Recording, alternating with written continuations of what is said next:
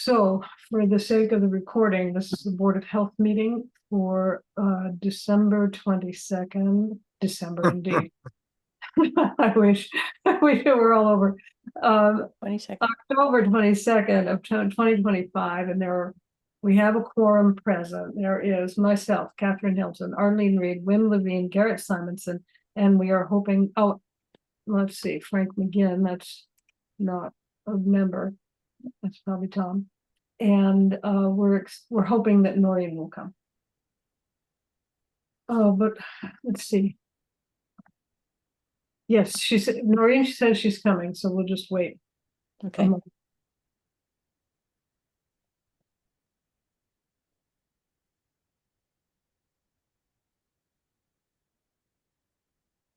Anything exciting to share?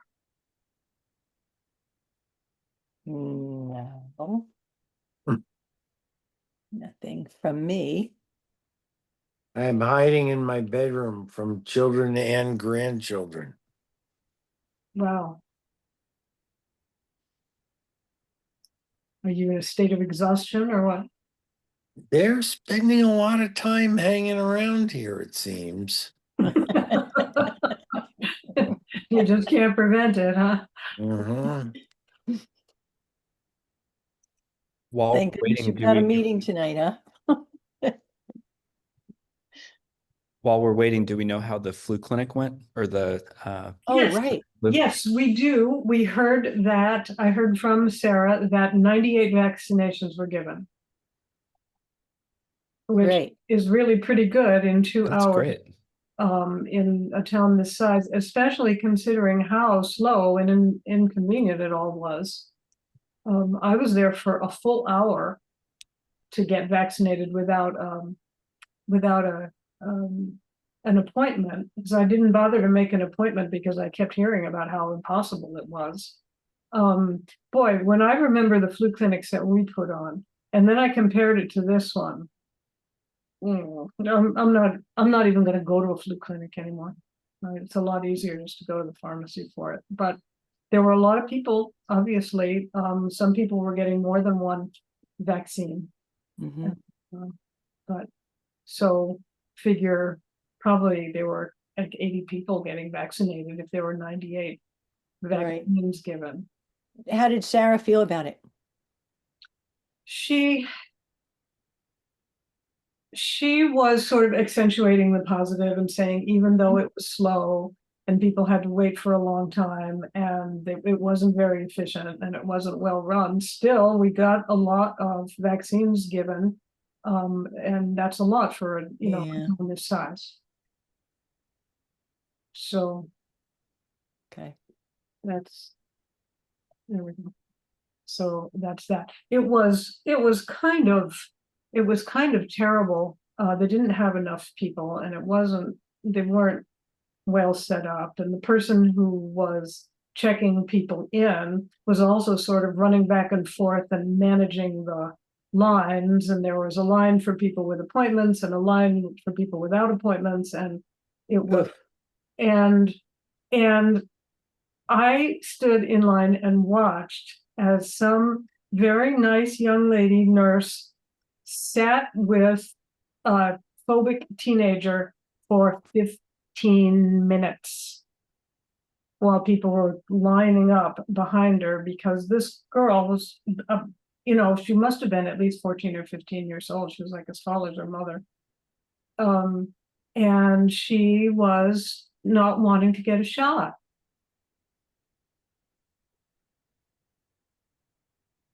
The other line wasn't having that. I think they were just saying, okay, here's the shot. You're going to have it now, right? To add 15 minutes of suffering, and anxiety is not a good idea. It's better just get it over with.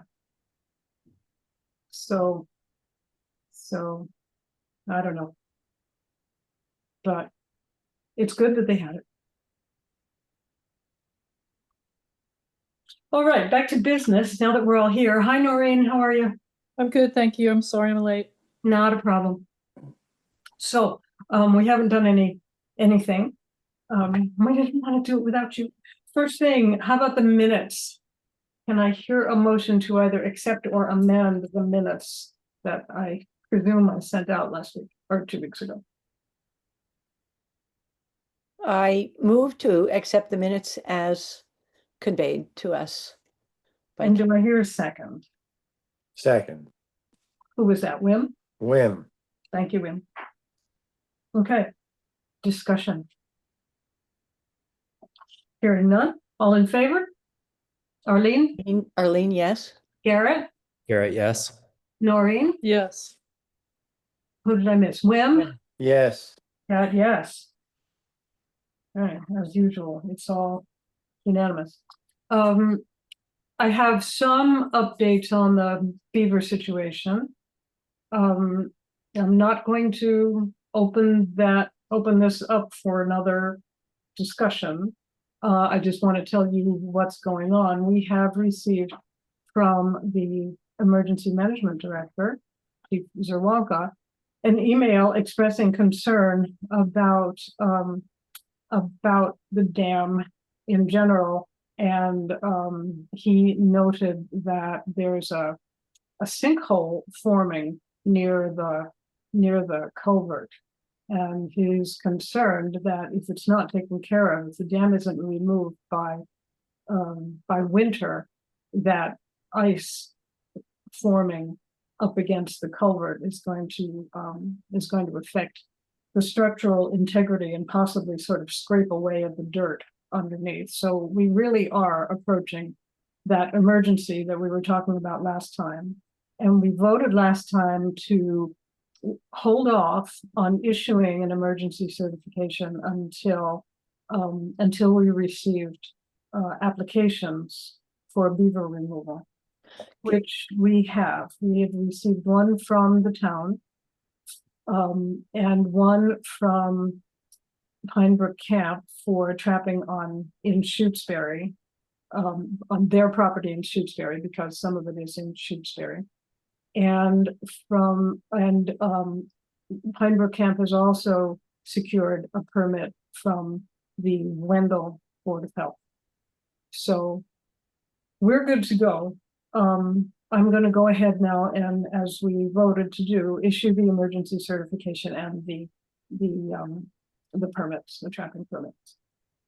I am confused by what you said about Lenny Cerwanka and his concerns about the sinkhole. That's around the dam? Not around the the Lake beaver- Wyola Dam, around but the around the beaver Beaver dam. Dam. I see. Okay, got it. Right, in front, basically in front of the Culvert. culvert. Got it. Okay.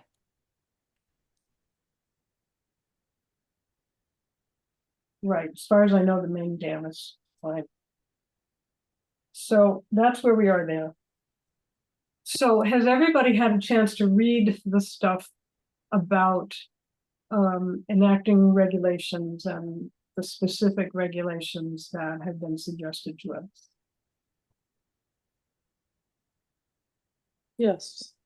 Yes. Yes. Tell me your thoughts. We're talking about the data processing stuff now, right? Data centers. Data centers. Right, there's I- data centers, hang on just 1 second, there's data centers and there's also those battery energy storage systems. Right.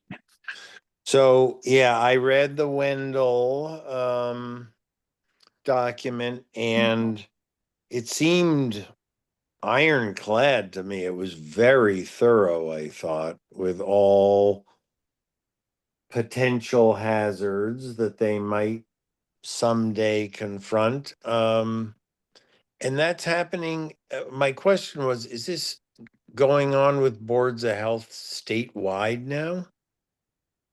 MAHB is pushing for local boards of health to adopt regulations of this sort. And so they've got, I think you must have, I hope you have, the, The communication between you and, yeah, there's Yeah. a memo from Mike Hugo about yes, data centers, and Yep. there's also something from MAHB about regulating nuisances. Right. Yes. Also, the email response from Donna McNichol was Mhm. helpful, I thought, but Yeah. Any other first thoughts from anybody before we try to delve into it a little more? one of my reactions was very strongly positive around the idea of close collaboration with the planning board and the concept of a joint meeting so that we can be, hear each board's concerns and be working in sync with one another. Mhm, mhm. So you were at a special town meeting, I know, so you know that they have a moratorium on the data centers, but it seems that they have not taken up the question of the battery storage system. You probably noted in the memo from Donna McNichol that those energy storage systems are technically part of solar installations, and Yes. so they are not really under the jurisdiction of the planning board, but they are under the jurisdiction of the Board of Health. Yes, I see that in So I her, thought- in the second paragraph. Yeah. Yeah, And Kat, I'd just like to comment that I thought the planning board's proposed regulations were thorough. Wim was talking about how thorough the Wendell ones were, but I think our planning board has done a very thorough job too, which again, I think we need to, I would second that we need to coordinate as closely with them as possible to make sure that we have all of the concerns, outlined in anything that we would develop. I totally agree with that. The only reason I haven't pursued it yet is that we hadn't really had any kind of discussion about it on our own, but And- I definitely want to work with them. Okay, I have one more comment for Wim. I think we're in the enviable situation right now of not having either Mhm. battery energy storage systems or data centers. Whereas I think both Orange and Wendell, for example, had to react after they had already had some of these centers already in their town. So So is there actually something in Wendell? I believe so, yes. Do you know where it is? I don't. Mhm. That's interesting. Any other first thoughts about just what we've read? The hazards, the risks when they are listed, makes it sound horrific, doesn't it? It does. Yeah. It does. It sounds really scary. So maybe we ought to, for our own use, enumerate what those risks could be. It seems to me there's a risk to the quantity of water as well as the quality of water, Right? both from being used for cooling or for being used for containment. There's the risk of fire and all kinds of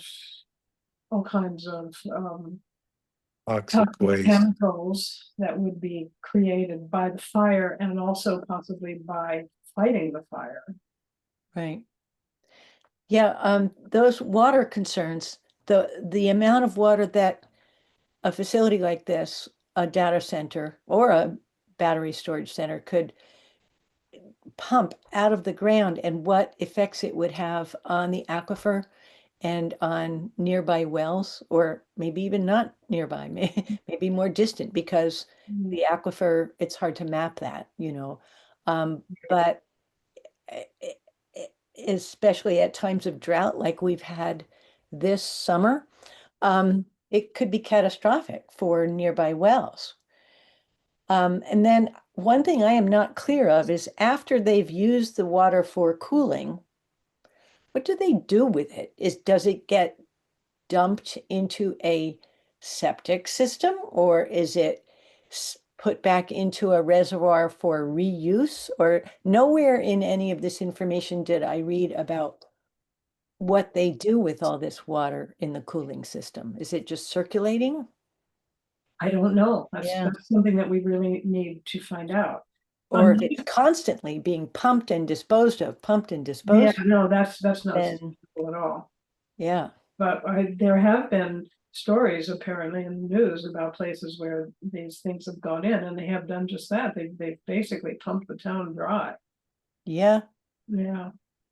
So, Whereas if it's a self-contained system of water that is always recirculating, like in your car engine cooling system, then that's maybe less of a concern in Yeah. terms of the water demands. But right, but that's something that we need to find out about. How do the cooling systems work? How does it work with water? Do they have to use local water? Can they use something else? mm-hmm, Mm, mm-hmm.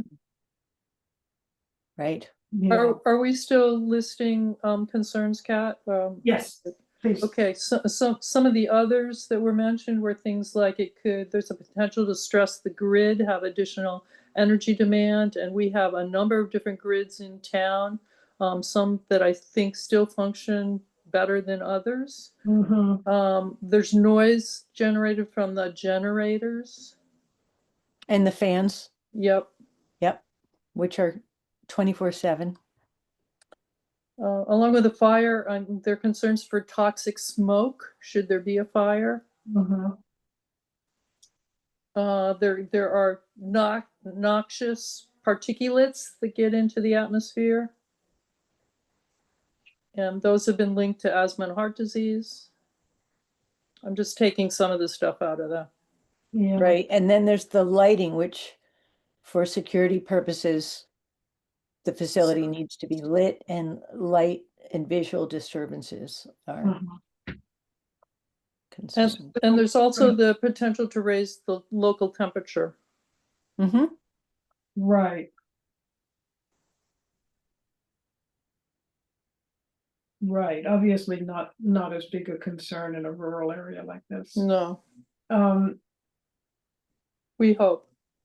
so what would be the desiderata? Well, first of all, let's back up a little bit. Do we feel the need to enact regulations for both of these kinds of installations?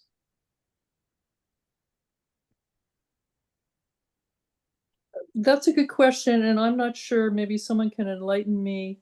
I think most of our definitions referred to a level 2.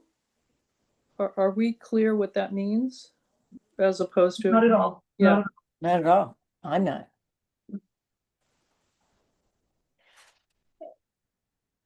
And can we, I guess another question is, can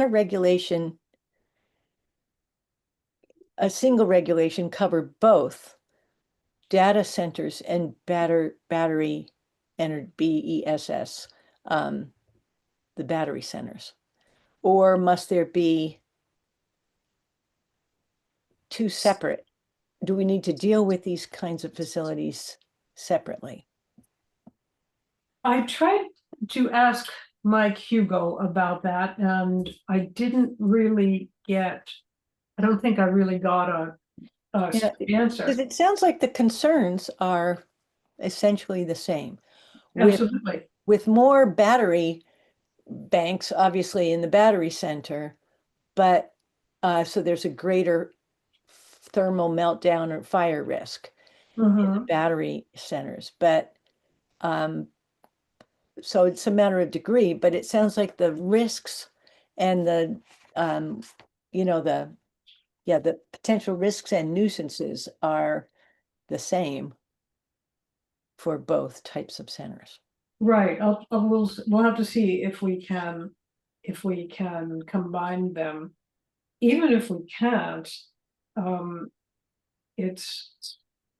they would, if we had to have two separate regulations, they would be very similar. They sure would be, yeah. There wouldn't be like we had to start all over again and do something new. Much of it could be carried over.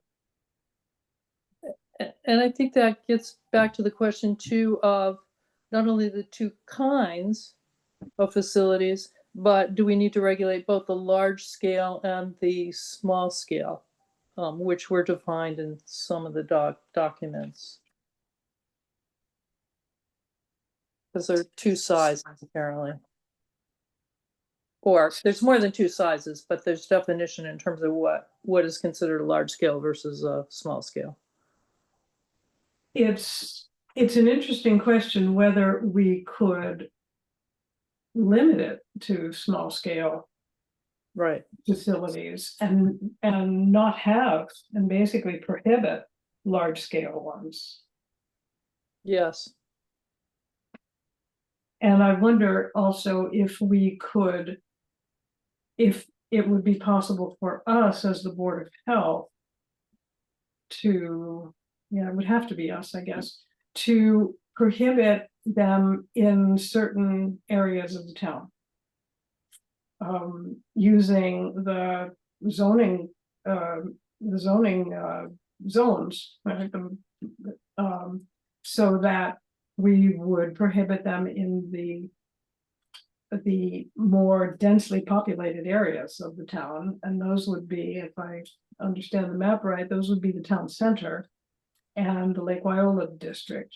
That's where we have dense population. And then it kind of makes me wonder where on earth they could put anything. If those were eliminated from consideration, then from town center, everything going down to Route 202, almost everything over there belongs to DCR, and that's Quabbin Watershed. And so that would be, they wouldn't or couldn't put it there. So Well, do we know that, Kat? do we know that? That's a good question. I am assuming that the watershed protection priorities there would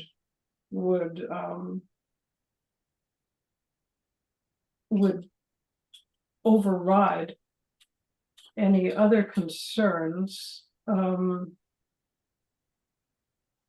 I noticed that in the Wendell document, I think they talk about particular water zones, right, aquifer zones, so that they could be zoned out of basically the Quabbin watershed protected areas. Right, I can't imagine that it would be possible to put one there, but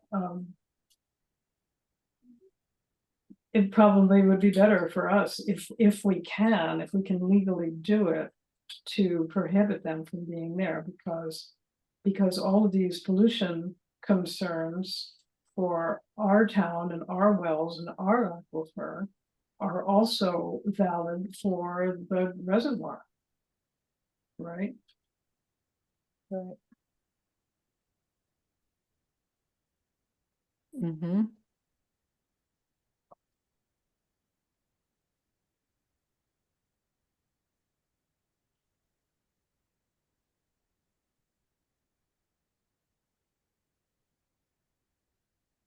I think with the electricity demand for the data centers, there's a fire hazard, not just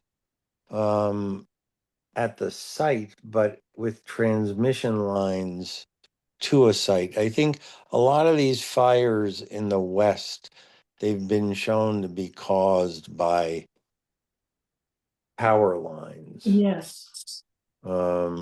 So more is probably a risk.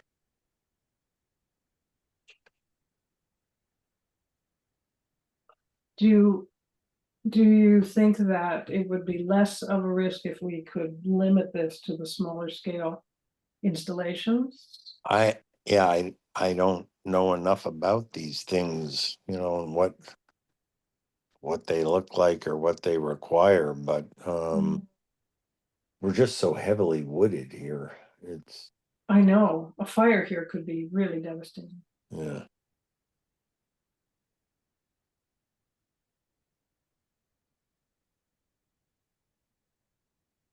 Okay, well, I take it that we are all agreed that we do want to regulate these things.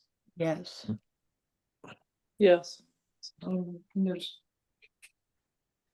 hearing no objection to that, let's think about how we can move forward. Hmm. We've got a lot of questions. I'm not exactly sure how we can get them answered. Yeah, well, it's clear that we would need to have a public hearing. Right, but that's kind of far down the road. First, we've It got. is far down the road. But the reason I bring that up is that Donna McNichol makes reference in her email about how helpful Michael De Chiara was in gathering names of experts who could testify Mhm, as to land use concerns. mhm, And also the town of Orange has Yeah. gathered experts with specifically for a battery energy storage facility. mhm. And so anyway, there are people out there who could help us identify experts who could be invited to a hearing Mhm. so that townsfolk who attend the hearing get a good picture of what those risks are. Yeah, it sounds like there are plenty of experts out there that we can Yeah. get to testify. But first, we have to write the regulations so we can use these experts. Sure. In terms of Pat, the general timeline, part of the way that I've been trying to wrap my brain around this, Mhm. in terms of what's the starting place for this. uh-huh, So DEP does have model groundwater protection district bylaw. I think it was last updated in 2011 from what I can find, that talks about other types of land use, so like junkyards, landfills, that sort of thing. uh-huh. It doesn't talk about data centers, battery storage, because That stuff didn't hardly exist. 2011. But that might be a starting place for us to look at for regulation, and then try to think about how data centers and battery storage could be incorporated into that model regulation. It's based off of state regulation for public water supply. Mhm, So that No. might be a good starting place. mhm, And then in terms of thinking about large versus small, what I've been reading is that water cooled data centers, the majority of them require somewhere around 100,000 gallons per day. Right, And so I'm not overly convinced that we'd see a large data center looking to come to Shutesbury, but mhm, I could be wrong about that. right. And if a data center is at that level, then they have to go to DEP Uh, for that sort of water draw. So there are some other regulations that to play.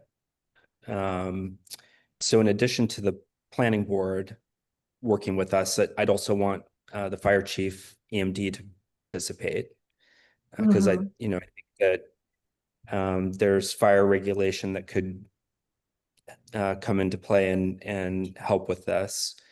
Right, And it might not hurt to involve DEP in the conversation, because there may be regulations that kick in when there are certain requirements that the facility has, right. And I like know water that consumption. one of these documents that we have is a document from MAHB to DEP, giving them input on DEP's eventual guidelines on these kinds of facilities, but I'm not sure if those guidelines have yet been promulgated. So that's something we can find out if those guidelines are out there for us. I think Mike said those were still in process, or somehow I got that impression, but we definitely need to find out. Yeah, I did too, but that was a little while ago. Garrett, just to clarify, you said that DEP has a model groundwater protection bylaw, but then you referred to a regulation. Do you know which one it is, a bylaw or a regulation? So there's a model bylaw that they Okay. drafted and most recently updated, as far as I can tell, most recently updated in 2011. Mhm. That is for local communities. And that's the groundwater protection bylaw. The regulation that I'm referring to is specific to water rights and permits when any new withdrawal is going to be greater than or equal to 100,000 gallons per day. Then they have to go through specific reviews, state level. I see. So I'll Sure. send you links to both of those. Please do. It's called the Water Management Act. Water Management Act. Okay. Um, so this raises the question of, does Shutesbury need a groundwater protection bylaw? That's a bigger project because bylaws have to be adopted by town meeting. The Board of Health can enact regulations, but we can't enact a bylaw. That has to be done by the town. I wonder if we would want to initiate that process. Do you have any sense of that right now, or? Seems like we're biting off an awful lot.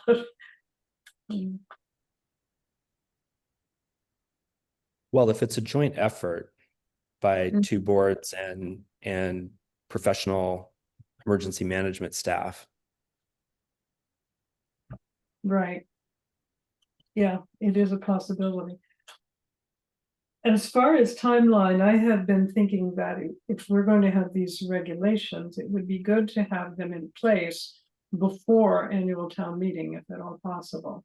Because then, because it's going to affect what other boards do. For example, the planning board has enacted a moratorium on data centers until annual town meeting, at which time they are going to introduce their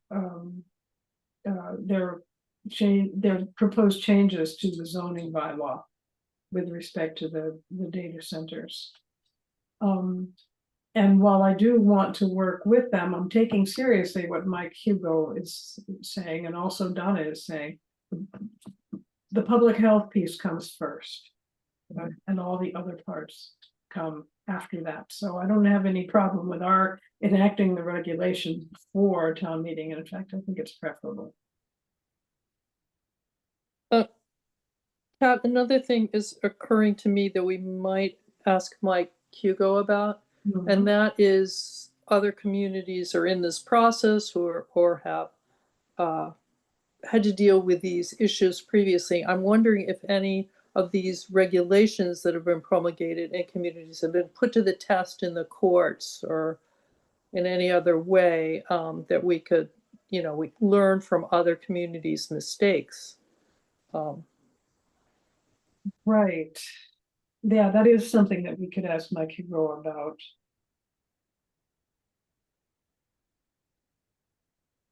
He would know that for sure.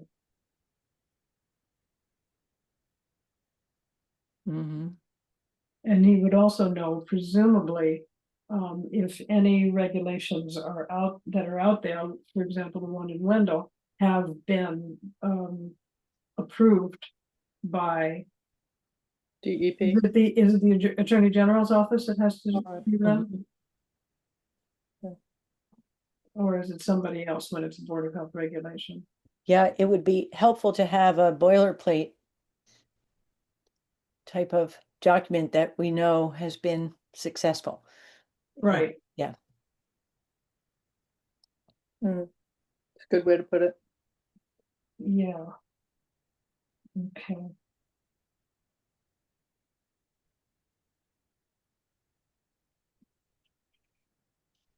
So where do you suppose, do we go from here?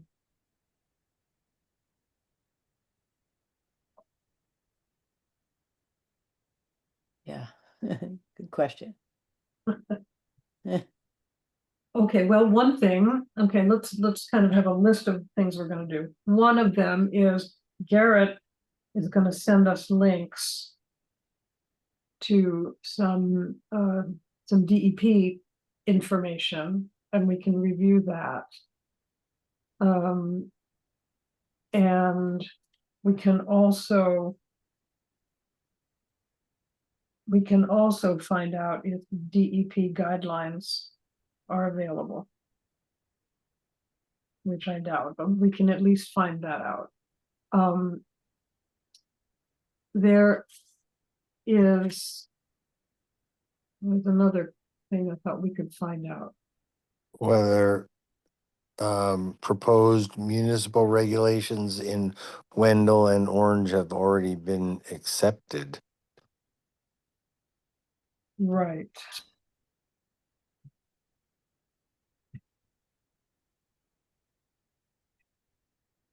And what their process was in those towns.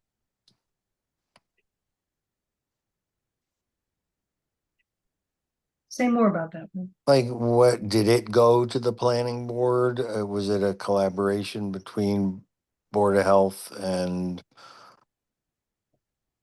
other town Okay, boards? or were they just going on their own? Yeah, that would be good to find out too. There were some technical questions that we didn't know the answers to. About electricity demand for large versus small. Like how much area do these things take? Well, one of the regs, or one of the things I read said they can't be any greater than 15 acres. That's pretty big. Yeah, Huge. that's very. Now, is that, Can't be Is- less than 1.5 or greater than 15 acres. can be less than 1.5? Yeah, that's a small scale. Oh, wait, I'm sorry. I read that wrong. Small scale is 1.5 acres or less. This is out of our proposed zoning board regulations. Okay. Okay. Okay, well, that's good to know. And the question then is, do we have the authority to limit it to small scale Hmm. applications only?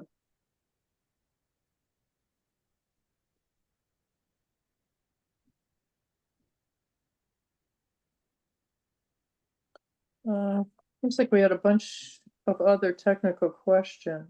Well, we don't know what it looks like or really how it works, and we have definitions of it, but we don't have any real sense of what it's like. Mm-hmm. Yeah, and I I had get asked one a of them. question about what's the circulation of water like, and is it recirculated or is it disposed of? We don't know that. Right. Mhm. Another question would be, are there well, part of there's two things with the water. One is the water as coolant. And is there another coolant that can be used? I mean, can they use like antifreeze? Mhm. And as far as firefighting, is there a non-water fire suppressant? Yeah, I read in one of these documents, I read something about an alternative material that is used in case of fire, but I don't remember which document it was. So Okay. I'll see. Possibly the Wendell reg. right.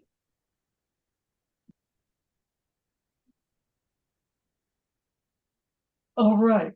Um,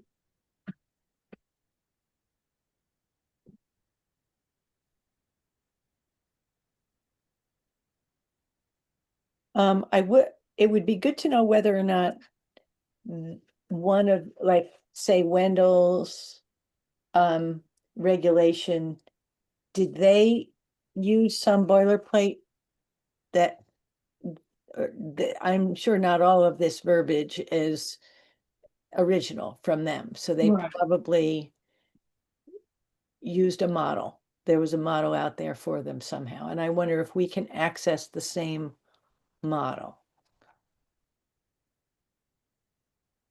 right. Now, did we not get a sort of a model from MHP? Yes, we did.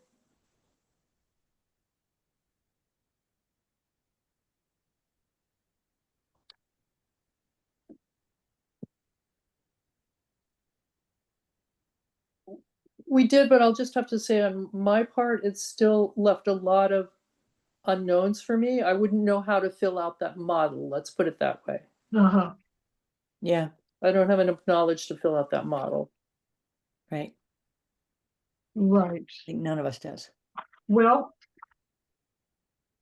the thing that we have as a model, that is possibly the most useful is the Wendell reg. And it seems that we could start with that and start working through it and seeing how much of it we can simply take over whole, and how much would have to be changed for our particular use. We might also want to get Orange. I know it's larger and they probably have a municipal water supply as well, but theirs might be useful as well. Okay, can you see if you can get that? Sure, I guess, I don't know if I call the fire chief or I guess their planning board. I can work on that. Okay. You know, it might be available on their website. Okay. Try that first.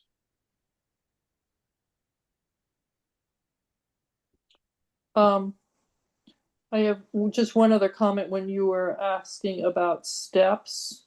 Uh-huh, I'm wondering, it seemed to me at first, but maybe it's premature yet, I don't know. But it seems like we should notify the planning board and the emergency management director that we're moving forward with this. Perhaps mhm. the police chief, I don't know. But we should let people know that we're moving forward with this. And That is a very good point, Noreen.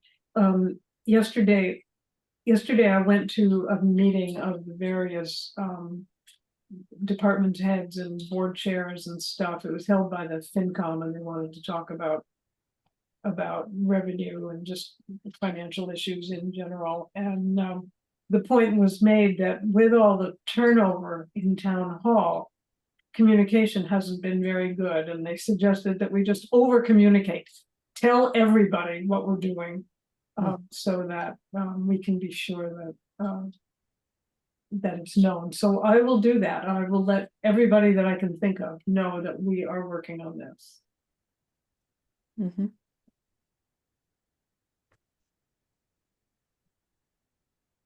So in my time on the board, I haven't been involved in a Board of Health regulation. So Mhm. does Donna provide support to boards around regulation development? I believe she does, yes. We have not, I don't think, Arlene, correct me if I'm wrong, we have not actually enacted any regulations. We attempted one at one point that had to do with nitrate loading, and we ended up withdrawing that. But since the adoption of the well reg, I don't think the Board of Health has done any regulation. Would was it a regulation that applied to green burials? Yeah, I think, yeah. I don't think it was. I think, I mean, for the town cemetery, it was just a kind of a order from us to do certain things, and of course, for the Jewish cemetery, really pretty much the same. Mhm. I don't think that we've, because, I mean, we didn't Was have a not a public hearing, regulation. Okay, right? If yeah, I you, think it was guidelines, yeah, but a regulation. Oh, okay, yeah, so we haven't really been through this, yeah, but we haven't been successfully through this process, right. any of us on the board now. However, some of us took the MAHB training. Remember that one, Arlene, about how not to have a public hearing? That was pretty good. They Yeah, showed we're this testing that video. memory. They showed this video of an actual public hearing. Oh, yeah, yeah, And yeah. it just went terribly wrong.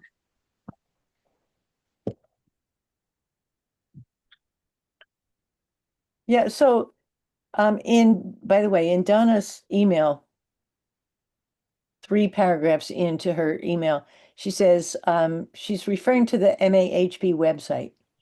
Mhm. And she refers to that, the training program on how to hold public hearings. Uh-huh. But then she also says, and battery energy storage systems, a nuisance in disguise. I could not find that. Oh, So I don't know how important that is, but I just wanted to say, I checked on MAHB website and, I found how to hold public hearings, but I did not see anything about a nuisance in disguise. So that's just an aside. that might be something to Google and see if it's somewhere not on the I tried Googling it. and I didn't came up give with you any. nothing. Yeah. Huh. So, at any rate, I know it's much further down the road about holding a public hearing, but I will review that training, maybe that horrible video. It was pretty funny, actually. Okay. What I remember most from it is that you're there to hear and you're not there to talk. And so you're not supposed to engage. You're not supposed to argue with people or dispute anything that they say or Yeah. in any way to say anything except thank you. Yeah. Mhm. Kat, while we're on the subject of Donna, she did pose a question to us in her letter, and that was, what water resources does the board have the authority to protect? Do we know the answer to that? Show me where you are. Well, I can't show you where I am. It's just notes that I took in terms Okay. of Donna's, Oh, I think it's toward the end of the letter, actually. I think I may, tell me if this is it. It's about midway through. She makes a brief statement. I am still not clear about whether these regulations could protect aquifers, there's a typo in there, aquifers, private wells, etc. But Mike Hugo could probably get the answer to that easily. Is that what you were meaning, Noreen? Well, I also have, I think it comes later, which she's kind of summarizing. She says quite specifically, what water resources does the board have authority to protect? And I wasn't Oh, clear. Yeah. oh, yeah. She says figuring out which water resources the board has authority to protect would be very helpful. Yeah. I still haven't found that. What paragraph is it in? Second to the Oh, I last see it. I paragraph, see it now. I see it. or her signature, yeah. Right.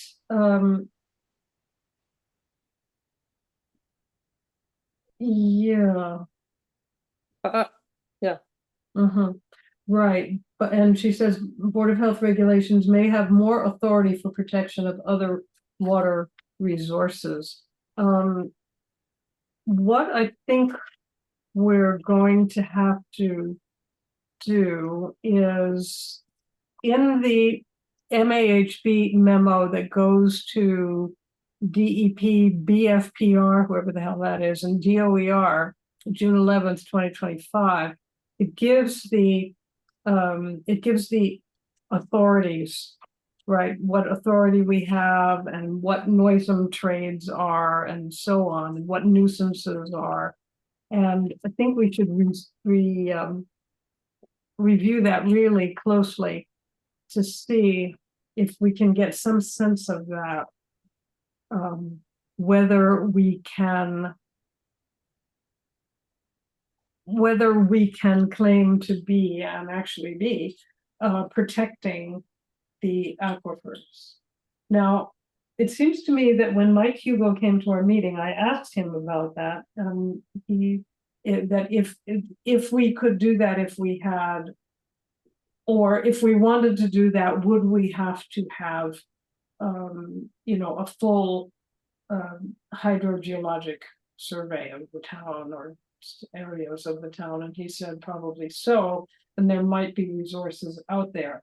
I asked Al Werner about that, and he gave me a few names, but it didn't sound it didn't sound like there is any comprehensive study out there. I think that it's in the Wendell reg where they talk about requiring the applicant to perform a hydrogeologic study of the specific area. But we would, if we did that, it seems that we would want to have guidelines about it, right? Say they want to use a particular parcel and they do a hydrogeologic study, what would be the limitations on that? Right, if they found out that there was like a major aquifer under it, right? Or suppose it was just a minor aquifer. I don't really know how the results of such a study would be used to guide siting of the facility, except to prohibit it.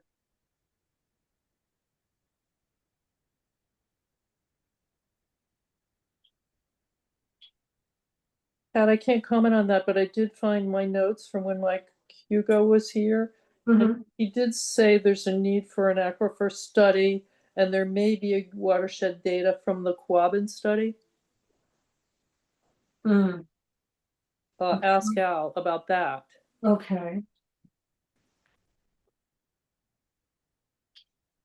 I just had after that ask Al Werner, so that's all my note says. Sorry. okay. The use of outside consultants in the Wendell regulation is addressed in section F, Oh, okay. Okay, which is near, it's like the last 2 or so pages from the end, but use of outside consultants. If after receiving an application or other request for review or sign off, the board determines that in order to decide any issue, blah, blah, blah, it requires technical advice unavailable from municipal employees, it may employ outside consultants in according with, and then it quotes an MGL.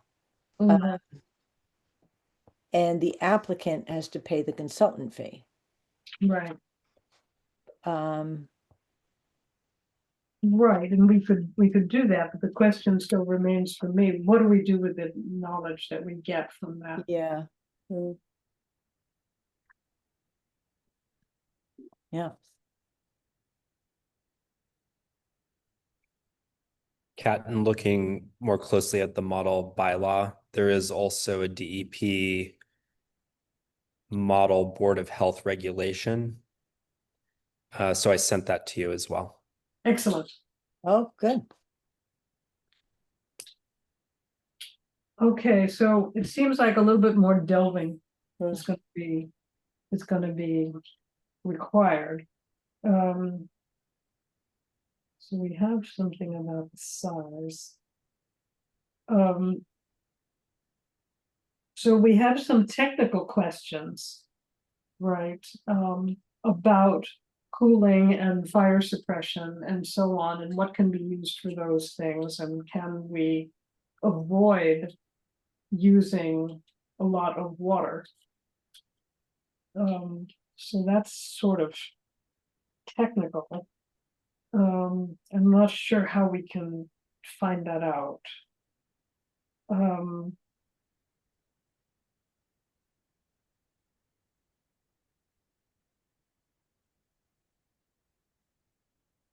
well,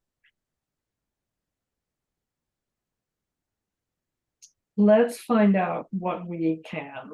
Um, Noreen, you're gonna see about the orange regs, right? I will, and I'm just adding a question. I'll ask them if I talk to somebody, how they went about developing their reg, what their process was. Excellent, that'd be great.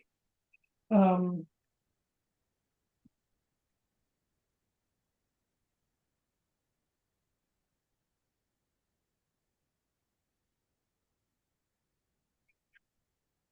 right, maybe I'll ask Michael De Chiara. He seemed to have some information about sort of alternative technologies for cooling and fire suppression, or at least he seemed to think that those were possibilities, and I'll see if I can find out what he knows about that. And we'll look at these things that Garrett is sending. And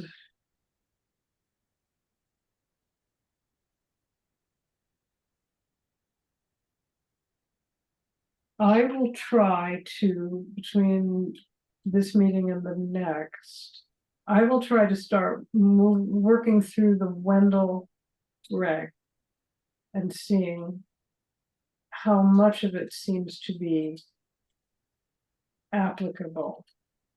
The one thing that concerns me about the Wendell reg is that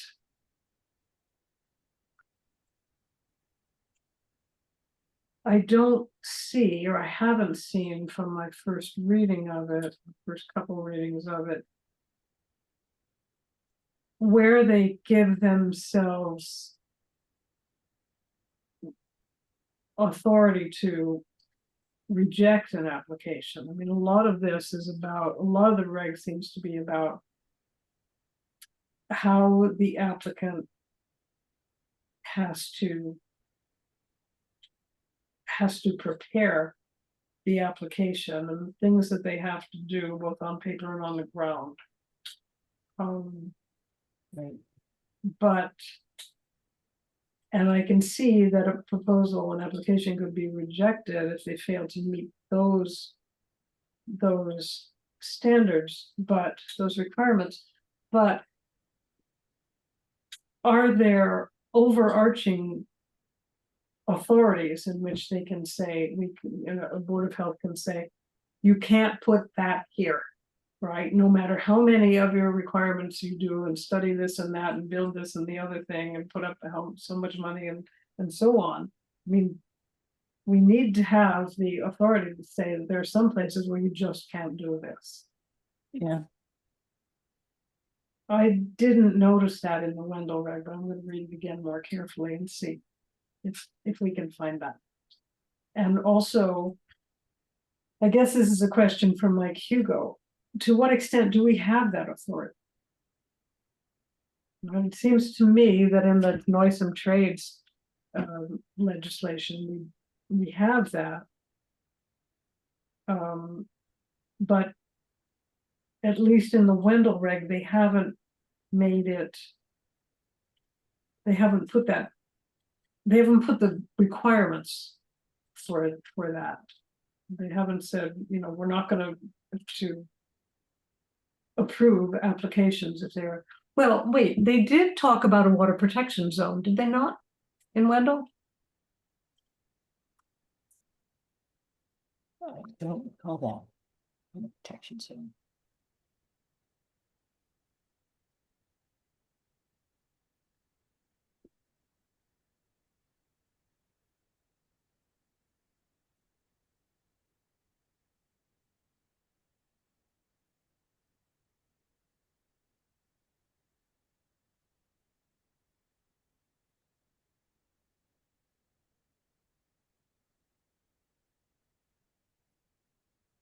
but.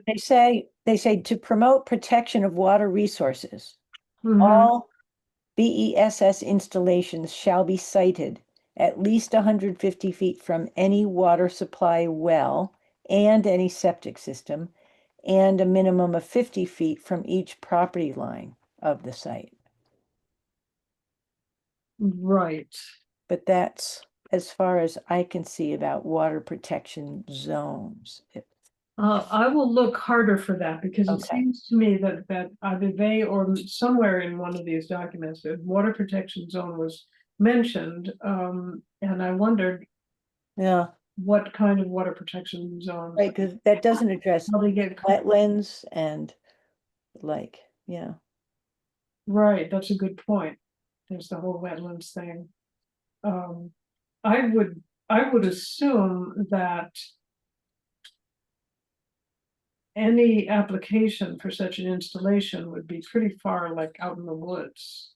I can't imagine that they're gonna, that the issue of putting it, 150 feet away from a well or something like that is even gonna. Yeah, no kidding. uh,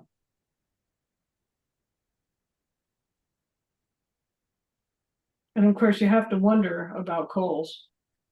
Right, because they've got most of the big parcels in town and, Right. so they might want to go there.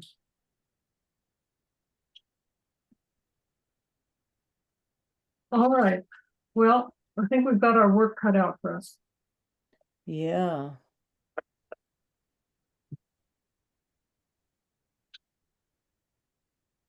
At some point, we may need to start having more frequent meetings to deal with this.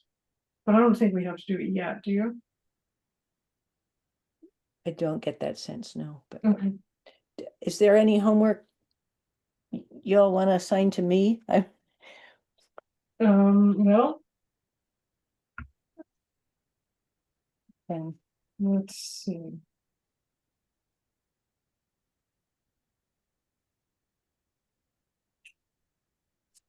some happy to take on a task if we have one. Perhaps you could see if you can find out the answers to these technical questions. Mm-hmm. Is there another way to cool them besides water? Is there another way to put fires out besides water? Okay.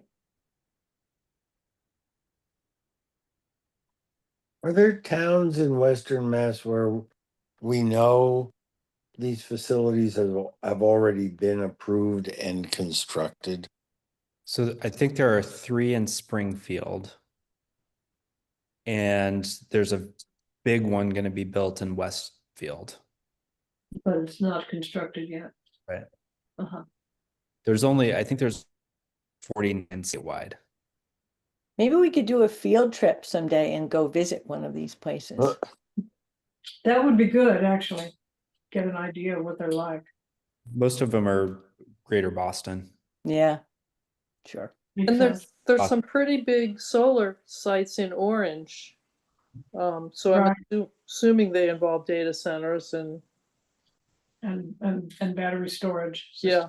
I don't Certainly understand why they have the battery storage. Why doesn't it just go straight into the grid?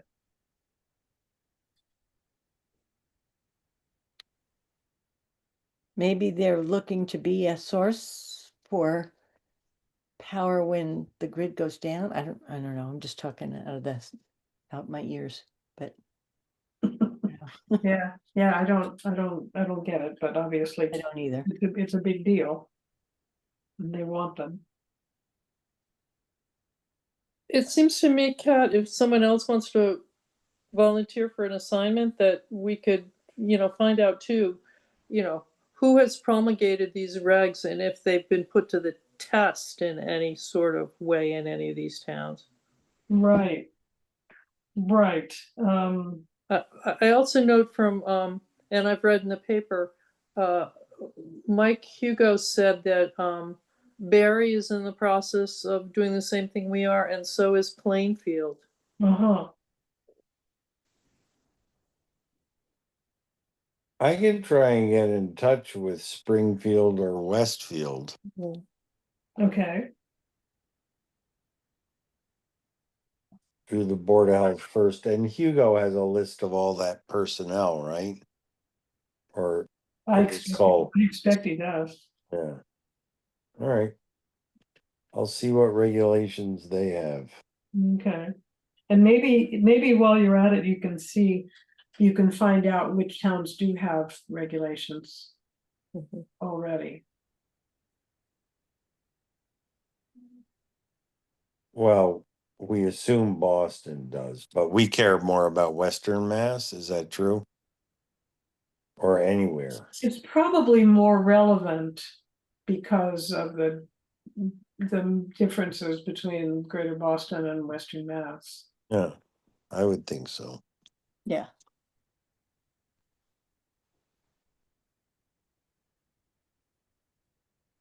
Okay, Okay. Well- Wim, I keep beating this drum, but also ask if you will, if any, when you call them, if any, their regs have been put to the test at all through any sort of litigation or anything. Mm-hmm. right. Well, that's something that Mike Hugo would know, because that's kind of his specialty. Yeah. Mm-hmm. It's interesting that the two top people at MAHB are lawyers. I don't think that's unusual or has been actually for the last 20 or 30 years that, That right? yeah, yeah.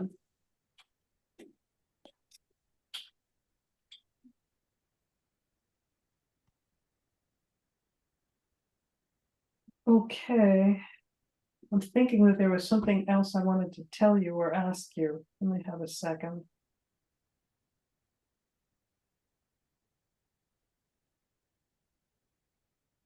No, if it's really important that I want you to know, I'll send an email. Mm-hmm. In the meantime, we have some assignments and I'm gonna work on seeing how well Wendell works for us as a model. And we'll read this stuff that Garrett's sending around. Mm-hmm. Okay, Good. are we done? Yes. I think so. Okay, do I hear a motion to adjourn? So moved. Noreen. A second? Second, Arlene. Okay. All in favor? Yes. Arlene says Yeah. yes. Garrett, yes. Yeah, William, you ready? Yes, All right. Noreen. Let's get back to the grandkids. Yeah. Yeah, right, yeah, right. I'm waiting for you to come and play with them, Wim. they're long gone. Okay, right, no bedtime story tonight. Okay, and I'm voting in favor of adjournment, so we are adjourned at 8:10. And thank you all, that was Thank you, Thanks. Kat. a long haul. Oh, wait, before we go, our next meeting should be like November 3rd, is that right? Let me, Go to my calendar. it would be November 5th, actually. So that's a good ways away. Let's try to get back on our regular schedule and meet on the 5th and the 19th of November. Yeah. Does that work? That works. Okay, Okay. okay, good night all, thank you. Good night. Right. Good night. Thanks, everyone.